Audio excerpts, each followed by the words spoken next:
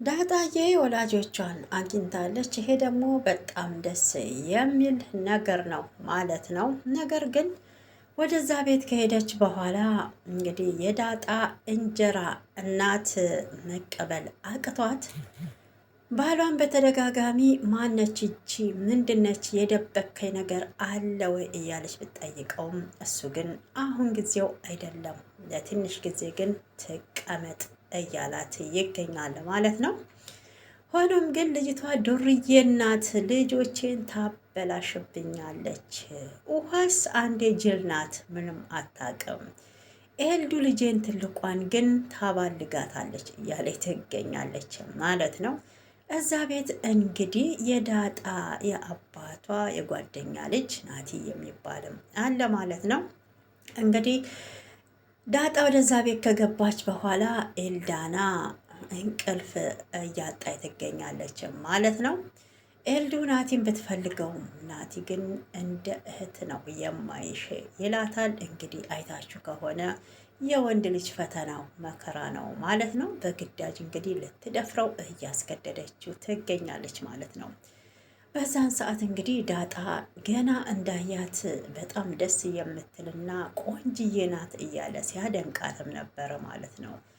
እዛ ቤት ያሉ ልጆች ውስጥ እንግዲህ ደስ ያላችሁ ውሃ የምትባለዋ እውነቴን ነው ዳጣን ነው የምትመስለው ፊቷ ማለት ነው። ግን በጣም ተግባቢና ከዳጣ ጋር ደግሞ በጣም እየተጫወቱና በቃ ፒስ ሆነዋል ማለት ይቻላል። ናቲም በጣም ጥሩ ልጅ እንደሆነ እንግዲህ ለዳጣ ያለው አመለካከት በጣም ደስ የሚል ነው። የዳጣ እንጀራ እናት ግን ከዚህ ቀደም የጽናት ድራማ ላይ የሰኒ እህት ሆና የሰራችዋ ልጅ ናት አደል? ባይዘዌ እሷ ናት ማለት ነው። እና ግን ደሃን የሚወደው የለም መቼም። የሀብታም ልጅ ሲሆን ከየት መጣች ልጄን ታበላሻለች፣ ጭራሽ የጎዳና ልጅ ነች እያሉ ግን አባትየው እሱ በእጁ እንዳልጣልና ይሄ ጉዳይ እንግዲህ በትዳሩ ላይ አጋጣሚ የተፈጠረ ነገር እንደሆነ ወንድምየው ሄዶ እንደጣለውና የጣለበት ቦታም ሄዶ ሲፈልግ እንዳጣት እስካሁን እየተጸጸተ ነበረ። አሁን ግን ጸጸቴንም ይቅር ላይ ፈጣሪ ሰምቶኛል፣ ወደ እኔ በመምጣትሽ ደግሞ በጣም ደስተኛ ነኝ፣ ግን እንዲሁ አልቀበልሽም። የዲኤንኤን ምርመራ ያስፈልጋል፣ ስለ እናትሽ መጠየቅ አትችይም ብሏታል ማለት ነው ዳጣ።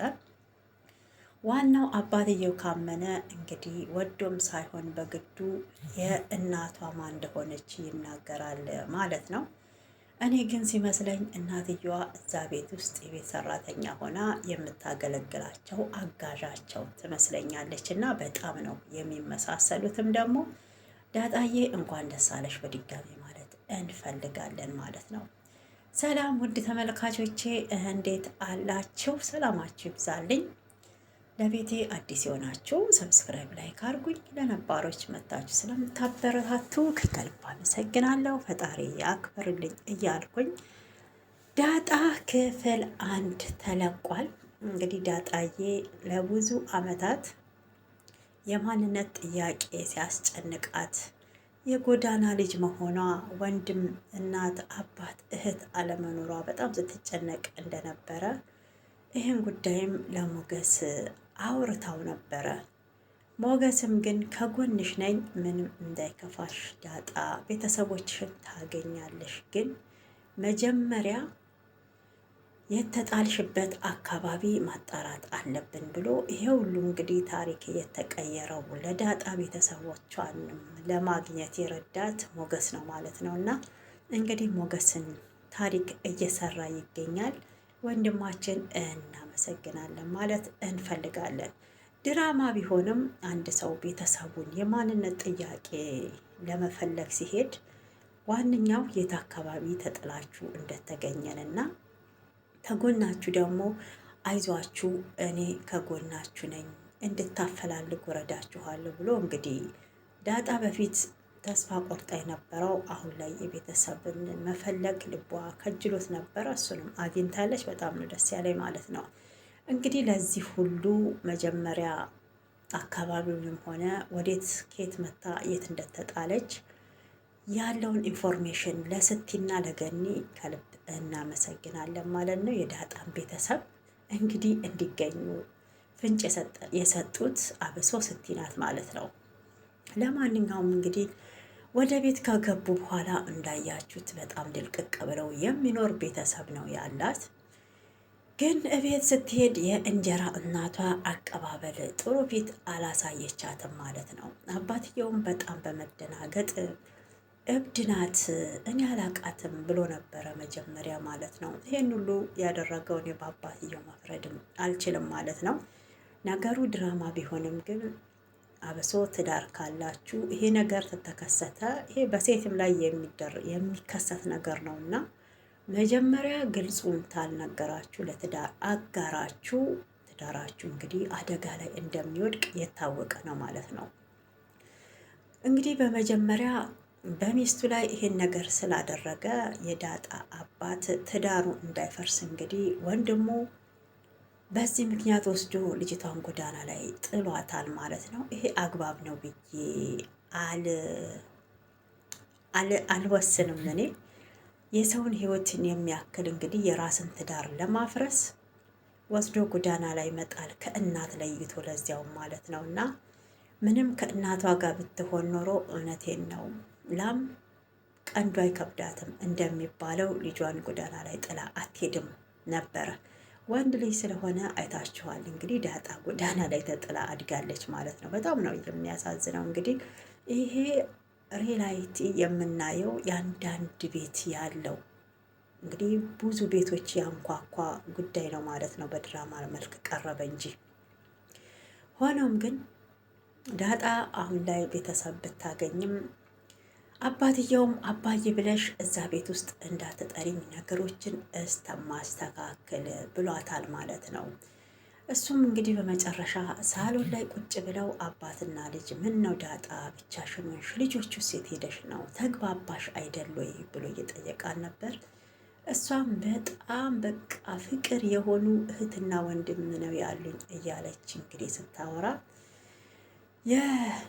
ዳጣ እንጀራ እናት ማርቲ ሰምታለች ማለት ነው። በሰማች ጊዜ ራሷን መቆጣጠር አቅቷት ወደ ሳሎን መታለች ማለት ነው።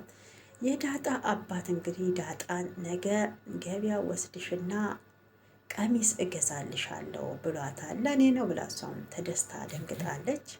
እኔ እኮ በህይወቴ ቀሚስ ለብሼ አላቅም፣ ብለብስ ግን በጣም ደስ ይለኛል ብለዋለች ማለት ነው።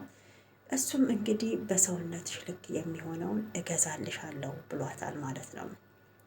ይህም ጉዳይ እንግዲህ የቤቱ ልጅ እንደሆነችና ያው ከሌላ እንደተወለደች ማርቲም ሰምታለች ማለት ነው። እንግዲህ መጀመሪያ ዲኤንኤ ተመርምሮ ከዛም በኋላ የዳጣን እናት ለመናገር ነበረ የፈለገው። ያው የዳጣ እናትም ሩቅ አይደለችም ብዬ ነው የማምነው። የቤቷ ሰራተኛ ወይም አጋዧ ናት ማለት ነው። እናቷን በዚሁ አጋጣሚ በማግኘቷ እኔ እውነት በጣም ደስ ብሎኛል። ለዳጣ እንደዛ ስታለቅስ ወፍ ዘራሽ አይደለሁም ብላ ስትል እኔ በጣም ነው ደስ ያለኝ ማለት ነው። እንግዲህ አስቡት ጎዳና ላይ ስታድጉ፣ አብሶ ደግሞ እናት አባት የማታውቁ ተሆነ አለ በእኛ ሀገር እንግዲህ በጣም አጸያፊ የሆኑ ቃላቶች ከሰው ይወረወርላችኋል። አንቺ እኮ ዲቃላ ነሽ፣ እንዲህ ተጥለሽ ነው ያደግሽው የሚባል ጉዳይ አለና ይህም እንግዲህ በድራማ መልክም ቢቀርብም አስተማሪ ነው ብዬ ነው የማስበው። ግን እዛ ቤት ውስጥ ናቲ ያው ምርጥ ወንድማቸው ነው የአባቷ የእኛ ልጅ ቢሆንም ማለት ነው። ወንድም የላቸውም እንግዲህ ለውሃም ሆነ ለኤልዱ እንደ ወንድም ነበረ የሚያዩት። ኤላና ግን ናቲን በጣም ስለምትወደው ዳጣ ልትቀማኝ ነው ብላ ከአሁኑ እየተፍጨረጨረ ትገኛለች ማለት ነው። የዳጣ ወደዛ ቤት መምጣት በጣም ሰላም እየነሳት ነው። ማርቲም እናቷ አይዞሽ ኤሉዬ ሴት ልጅ ብልሃተኛ ናት፣ ናቲ ደግሞ በጣም መልካምና አስተዋይ ነው፣ ስለዚህ እንዳያመልጥሽ። እኔ እኮ አባትሽ ብልሃተኛና አስተዋይ ስለሆነ ነው አሁን ድልቅቅ አርጎ የሚያኖረኝ፣ ስለዚህ እንደምንም ብለሽ የራስሽ አርጊው እያለች እየገፋፋቻት ትገኛለች ማለት ነው። የዳጣን ጉዳይ ግን ለእኔ ተይው ብላታለች ማለት ነው። በጣም ነው የሚገርመው። ዳጣ የቤተሰብ ማንነትን ጥያቄ ገባች እንጂ እዛ ቤት ወንድ ፍለጋ አልሄደችም ማለት ነው። ለማንኛውም እንግዲህ በዚሁ አጋጣሚ የምሳሌ ድራማ ይሄ ስለተጀመረ የሚቀር አይመስለኝም። እንግዲህ የምሳሌ ድራማ ነገ ይሆናል የሚለቀቀው እናያለን ማለት ነው። እንግዲህ ዳጣን ጀምራችሁ ምሳሌን በጉጉት እውነት ልባችን አንጠልጥላችሁማ እንዳትተውት ማለት ነው። ቢቀርም እንግዲህ ምንም አይደለም። ምሳሌ ታክማለች፣ ግን ሞገስና ሉላን